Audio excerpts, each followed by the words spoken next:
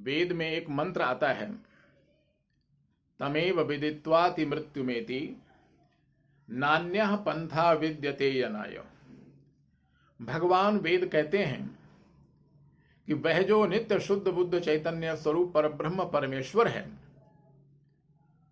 उस परमेश्वर को जानकर ही माया के वशीभूत हुआ ये जीवात्मा इस माया से पार हो सकता है और जन्म मृत्यु का जो ये चक्र है, इस चक्र से मुक्त हो सकता है। और वह जो परमात्मा है वह तत्व एक है। उसी एक तत्व को शास्त्रकारों ने अनेक रूपों में परिभाषित किया है। शास्त्र कहते हैं, वदन्ति तत्तत्त्वविदः तत्त्वं यद् ज्ञानमद्वयम् ब्रह्मेति परमात्मेति भगवानिति शब्दते।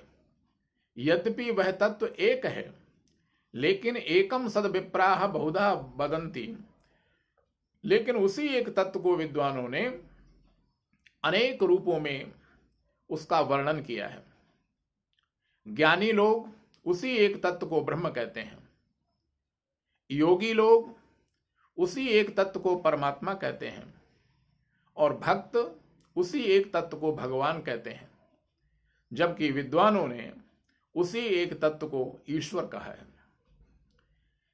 ईश्वर का तात्पर्य होता है कर्तुम अकर्तुम अन्यथा कर्तुम सर्वसमर्थः ईश्वरः। ईश्वर का तात्पर्य होता है कि संसार के हित को दृष्टिगत रखते हुए जो संभव को असंभव और असंभव को संभव करने की सामर्थ्य अपने अंदर रखते हों, उन्हें कहते हैं ईश्वर। और भगवान शब्द का तात्पर्य है कि ये 6 प्रकार के गुण जिनके जीवन में हो, उन्हें भगवान कहा जाता है। वो 6 प्रकार के गुण कौन से हैं? ऐश्वर्यस्य समग्रस्य धर्मस्य यशश्रियः ज्ञान वैराग्ययोश्चैवो शरणाम भग इति ऋणः। शास्त्रकार कहते हैं कि ये 6 प्रकार के गुण जिनके जीवन में रहें वे भगवान हैं। ऐश्वर्यस्य समग्रस्य, समग्रता के साथ संपूर्णता के साथ में ऐश्वर्य जिनके जीवन में हो, धर्म, यश, ज्ञान और श्री, वैराग्य, ये 6 प्रकार के गुण जिनके जीवन में रहते हैं उन्हें भगवान कहा जाता है। उन भगवान को जानकर ही ये जीवात्मा इस माया से पार हो सकता है। जन्म और मृत्यु के चक्र में फंसा हुआ जो ये जीवात्मा है वह इस चक्र से मुक्त हो सकता है। जीवात्मा एक ऐसा तत्व है जो स्वयं भी जीवित रहता है और दूसरों को भी जीवित रखता है। जैसे किसी कक्ष में अंधकार व्याप्त हो, उस कक्ष में अगर हम दीपक प्रज्वलित करके रख दें तो वह कक्ष प्रकाशित हो जाता है और उस दीपक को उस कक्ष से निकालकर जब हम किसी दूसरे कक्ष में रख देते हैं तो दूसरा कक्ष प्रकाशित हो जाता है, लेकिन पहले वाला जो कक्ष है उसमें अंधकार छा जाता है। यही स्थिति जीवात्मा की है। 84 लाख योनियों में भटकने वाला जो ये जीवात्मा है, ये जिस किसी भी शरीर में प्रवेश करता है वह शरीर चेतन हो जाता है, गतिशील हो जाता है और कुछ समय के पश्चात कालांतर में उस शरीर को त्याग कर जब ये जीवात्मा किसी दूसरे शरीर में प्रवेश करता है तब दूसरा शरीर चेतन हो जाता है, गतिशील हो जाता है, लेकिन पहले वाला जो शरीर है वह मृत घोषित हो जाता है। तीसरा तत्व है माया। माया का तात्पर्य होता है मां मानी नहीं या मानी जो नहीं होते हुए भी विद्यमान है, उस तत्व का नाम है माया। विष्णुर माया भगवती यया सम्मोहितम जगत। भगवान विष्णु की माया जो भगवती हैं वो ऐसी हैं कि उन्होंने संपूर्ण विश्व को मोहित कर रखा है। और इसी माया का वर्णन करते हुए भगवान कृष्ण ने भी गीता में कहा, दैवी हेषा गुणमयी मम माया दुरत्यया मामेम ये प्रपद्यन्ते माया मेताम तरन्ति ते।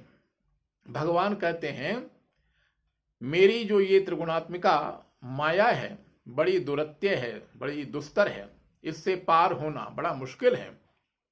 लेकिन जो मेरे भक्त मेरी शरणागति को स्वीकार करके निरंतर मुझे भजते रहते हैं, माया मेताम तरन्ति ते, वे बहुत ही सुगमता के साथ में इस माया से पार हो जाते हैं। उन पर, मेरे ऐसे भक्तों पर मेरी इस माया का कोई प्रभाव नहीं होता। और ऐसे जो मेरे भक्त हैं वो बहुत सुगमता के साथ में 84 लाख योनियों में जो जन्म और मरण का चक्र है, इस चक्र से भी मुक्त हो जाते हैं। तो यहां प्रश्न उठता है कि 84 लाख योनियों में भ्रमण करने वाले जितने ये जीवात्मा हैं, क्या ये सभी उस परमात्मा तत्व को जानने के अधिकारी हैं अथवा नहीं? इस विषय में शास्त्रकारों ने इसका समाधान करते हुए कहा है कि न मानुषम विनान्यत्र तत्व ज्ञानम तो लभ्यते। 84 लाख योनियों में भटकने वाला ये जो जीवात्मा है, ये जितने भी शरीर हैं, इन सभी शरीरधारियों में जितने भी जीव हैं, वे सभी उस परमात्म तत्व को जानने के अधिकारी नहीं हैं। न मानुषम विनान्यत्र तत्व ज्ञानम तो लभ्यते। केवल मनुष्य शरीर ही एक ऐसा शरीर है जिसमें रहते हुए ये जीवात्मा उस परमात्म तत्व को प्राप्त कर सकता है, जान सकता है। क्योंकि अन्य जितने भी शरीर हैं, वे सभी शरीर पशु पक्षी आदि के, वे सभी शरीर भोग प्रधान शरीर हैं। समस्त जीव अपने पशु पक्षी आदि के शरीरों में रहते हुए अपने पूर्व जन्मोपार्जित जो पाप अथवा पुण्य है उसके अनुसार फल भोगने के लिए बाध्य हैं। लेकिन मनुष्य का जो शरीर है, इस शरीर में परमात्मा ने हमें यह स्वतंत्रता दी है कि इस शरीर को परमात्मा ने कर्म प्रधान बनाया है। हम सत्कर्म करके सन्मार्ग पर चलते हुए स्वर्ग भी जा सकते हैं और असत्कर्म करते हुए, पाप अर्जित करते हुए नरक लोक भी जा सकते हैं। और चाहें तो भगवान की जो निष्काम भक्ति है, भगवान की जो अहेतु की भक्ति है, उसका आश्रय लेकर के हम भगवान के उस धाम को भी प्राप्त कर सकते हैं जहां पहुंच करके इस जीव का पुनरागमन नहीं होता, और जिसके विषय में भगवान ने स्वयं कहा है, यद गत्वा न निवर्तन्ते तद्धामो परमम ममो। हे अर्जुन, मेरा धाम वह धाम है जहां पहुंच करके इस जीव का पुनरागमन नहीं होता, और ये जीव हमेशा के लिए जन्म मरण का जो चक्र है, इस चक्र से हमेशा हमेशा के लिए मुक्त हो जाता है। तो हमारे बंधन अथवा मुक्ति का जो प्रमुख कारण है वह हमारा मन है। हमारा मन संसार के विषयों के प्रति, संसार के भोगों के प्रति, संसार के संबंधियों के प्रति अगर आसक्त है, इनमें अनुरक्त है, तो ये जन्म मरण का जो चक्र है ये निरंतर चलता रहेगा। और यदि हमारा ये मन संसार के विषयों से अनासक्त होकर और भगवत चरणारविंदों में अनुरक्त होकर के यदि अपना जीवन जीता है, तो इस जन्म मरण के चक्र से मुक्त हुआ जा सकता है। इसलिए शास्त्रकारों ने कहा, मन एवो मनुष्याणाम कारणम बंध मोक्षयोः बद्धम तु विषयासक्तम मुक्तम निर्विषयम मनः।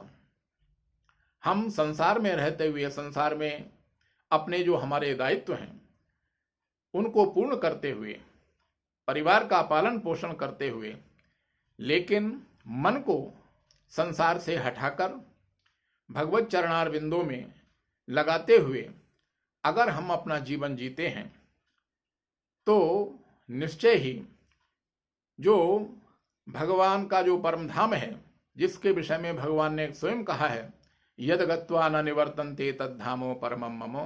भगवान के उस धाम की हमें अंतिम समय में प्राप्ति हो सकती है, और ये तभी संभव है जबकि हमारा मन संसार से विरक्त होकर, संसार से हटकर, संसार के उत्तरदायित्वों को पूर्ण करते हुए भगवान के चरणार बिंदु में अगर अनुरक्त होता है, तब जो जन्म मरण का जो चक्र है, 84 लाख योनियों में भ्रमण करने वाला जो क्रम है, उस क्रम से मुक्ति पाई जा सकती है।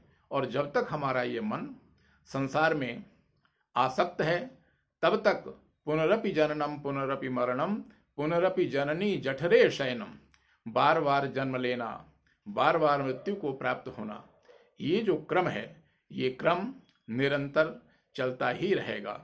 इस क्रम से अगर हम मुक्त होना चाहते हैं तो हमें अपने परलोक को, परलोक की यात्रा को मंगलमय बनाने का प्रयास करना चाहिए। और वह तभी संभव है जिसके विषय में शास्त्रकारों ने हमें उपदेश करते हुए कहा कि प्रथमे नार्जिता विद्या, द्वितीये नार्जितम धनम, तृतीये नार्जितम पुण्यम, चतुर्थे किं करिष्यति। प्रथम अवस्था में अगर किसी व्यक्ति ने ज्ञानार्जन नहीं किया, जीवन की द्वितीय अवस्था में जिसने धनार्जन नहीं किया, और जीवन की तृतीय अवस्था में जिसने पुण्य अर्जन नहीं किया, सत्कर्म करते हुए पुण्यार्जन नहीं किया, तो फिर चतुर्थे किं करिष्यति, वह व्यक्ति चतुर्थ अवस्था में क्या करेगा, अर्थात कुछ भी नहीं।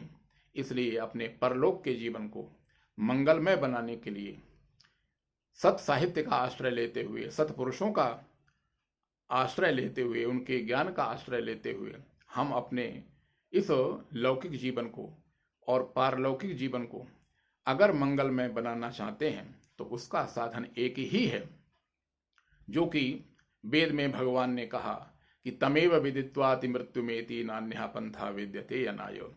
उस परमात्मा तत्व की प्राप्ति कर लेना, भगवत तत्व की प्राप्ति कर लेना, यही एकमात्र ऐसा साधन है, ऐसा मार्ग है जिससे कि माया के वशीभूत हुआ जो ये जीव है, ये जीव उस भगवत धाम को प्राप्त कर सकता है, जन्म और मृत्यु के चक्र से मुक्त हो सकता है।